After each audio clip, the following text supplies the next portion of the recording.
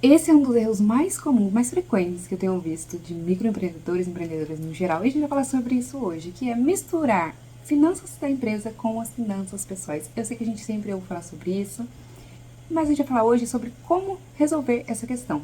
Mas aí eu não quero considerar aquele cenário perfeito, onde a pessoa tem um salário fixo e ela tem um outro emprego, né, e desenvolve em paralelo o negócio dela, então ela já tem ali o salário dela garantido e é muito mais fácil, né, administrar isso, pegar o mínimo possível, né, do dinheiro da empresa, é muito mais fácil ter as coisas separadas, né. Não, vamos falar sobre um cenário de quem trabalha 100% com o negócio. Mas também não vamos considerar quem já está num cenário onde lucra, a empresa está lucrando bem, tem uma boa margem, então a pessoa consegue tirar o salário dela sem problemas, sem afetar, né, o capital de giro da empresa, a reserva, enfim, está tudo no cenário ideal.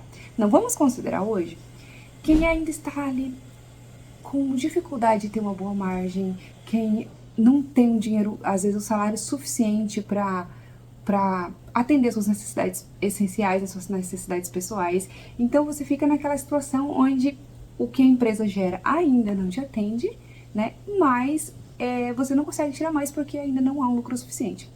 Entendeu o cenário? Então vamos entender assim, o que fazer, né? Como eu estou nesse cenário, qual é o próximo passo para eu chegar no cenário ideal? Obviamente, assim, a primeira resposta para isso é óbvia, né? Você precisa ter lucro. E como que o lucro vem? A combinação entre entradas, né? Você tem receita vindo e tem uma boa margem. Então, assim, isso não tem como mudar. Mas, como que eu vou organizando isso em paralelo, enquanto eu busco ali aumentar minha receita, enquanto eu fico atenta ali com as minhas saídas, como que eu vou fazendo esse processo em paralelo, né? Enquanto ainda tá tudo misturado, como que eu faço a separação? Bom, alinhados até aqui, vamos seguir. Primeiro passo, separar os processos financeiros. E o que seria isso? Você ter sua conta no banco, a empresa tem a dela.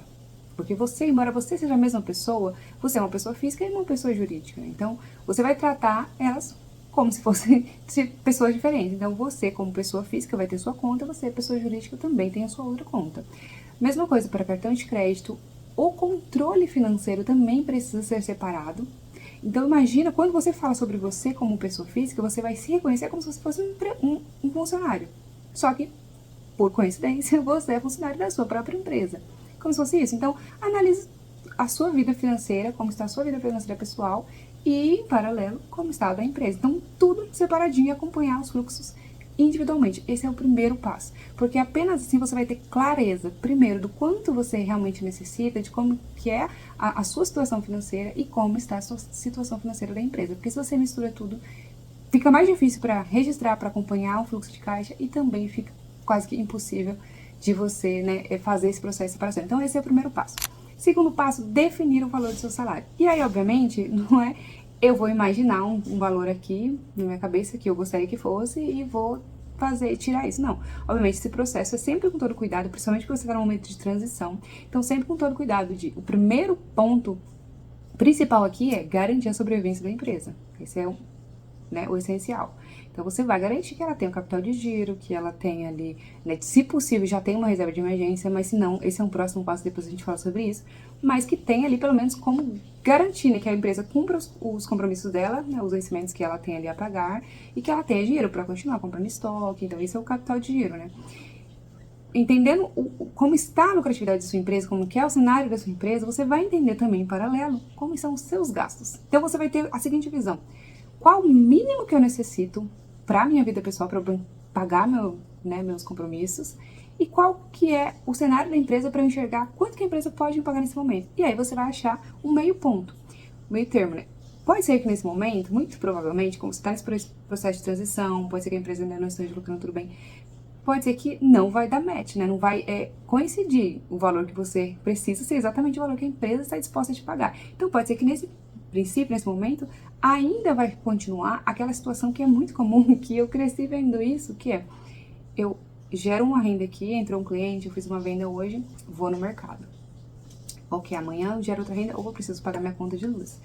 Gero outra renda, opa, amanhã tem que pagar fornecedor. Então, tudo que eu entrar hoje, eu vou focar em pagar, garantir o dinheiro do fornecedor.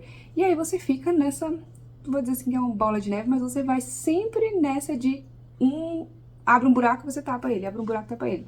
para tentar te esclarecer melhor. Então, a tentativa aqui é sair disso. E pode ser que você não consiga sair de uma hora para outra, né? Porque se o cenário da sua empresa, né, a lucratividade não tá permitindo isso até o momento. Então, assim, a gente fala de um erro comum, mas não é porque as pessoas estão errando. Obviamente, às vezes a pessoa conhece, sabe da importância de separar, mas é justamente, né, por conta da lucratividade que a empresa está no momento, não foi possível fazer essa mudança. E aí a gente está falando aqui de trabalhar justamente aos poucos isso, passo a passo. Então, o segundo passo é você entender quanto que eu preciso, né? E quanto que a empresa está disposta a me pagar nesse momento, né?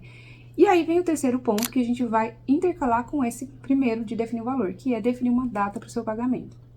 E aí você vai entender, quando você olhar para os seus compromissos, geralmente quais dias que eles são. Geralmente as pessoas têm contas ali para pagar no dia 5, no dia 20, então você pode colocar uns dias antes para garantir que você tenha tempo hábil, né, para tirar o seu dinheiro e lá efetuar o pagamento.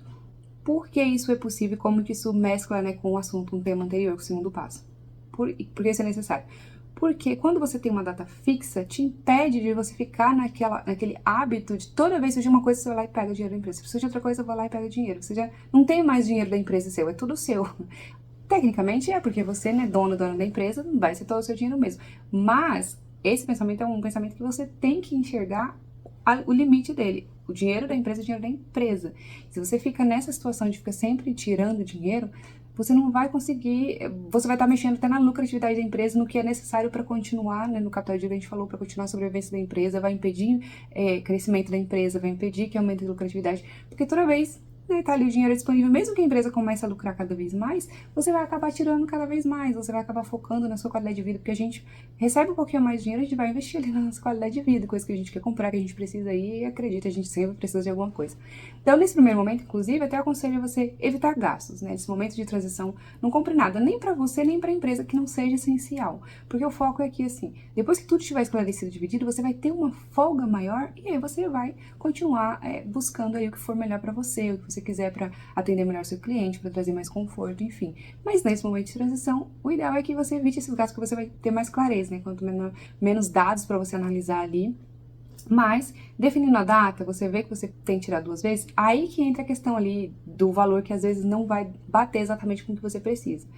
Então, se você estiver nesse cenário de que o dinheiro que você precisa não é o que a empresa pode dar agora, essa questão das 2 datas ou uma data no mês para você tirar o seu salário montante, você vai ter que administrar isso durante o mês, né? Então é importantíssimo que a sua vida pessoal, né, também esteja ali organizada, fazer controle financeiro, fluxo de caixa dos dois, é o seu e da empresa, porque senão vai refletir um no outro, né? Então pode ser que você não, no primeiro momento, você não consiga tirar apenas nessa data ou nessas 2 datas que você determinou. Pode ser que surja uma necessidade urgente no meio do caminho. E aí você vai trabalhar para que isso aconteça com menos frequência possível até chegar o momento que a empresa tenha lucratividade suficiente para pagar os seus compromissos, porque você também como pessoa precisa estar com sua vida financeira organizada, precisa ter dinheiro não só para pagar os seus compromissos, mas chegar no momento que você tenha dinheiro para lazer, que você consiga fazer a sua reserva de emergência também, porque não é só uma reserva de emergência para vocês duas, não, é uma para você como pessoa física e uma pessoa para a sua empresa. Então, para você, né, enquanto você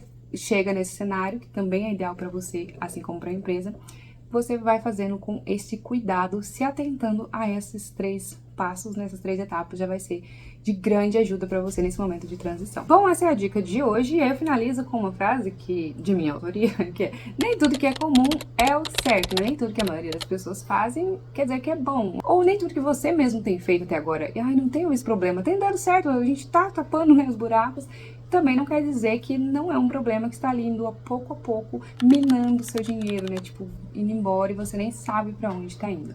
Então, o intuito aqui é sempre, né, a minha proposta para vocês vai ser ter um controle absoluto de tudo, você saber exatamente onde está cada centavo, porque é isso que vai ajudar você a ver onde está indo o dinheiro, onde poderia evitar, né? Qual o melhor, né, gestão para você fazer aí do seu dinheiro. Enfim, esse é o assunto de hoje e espero vocês no próximo vídeo.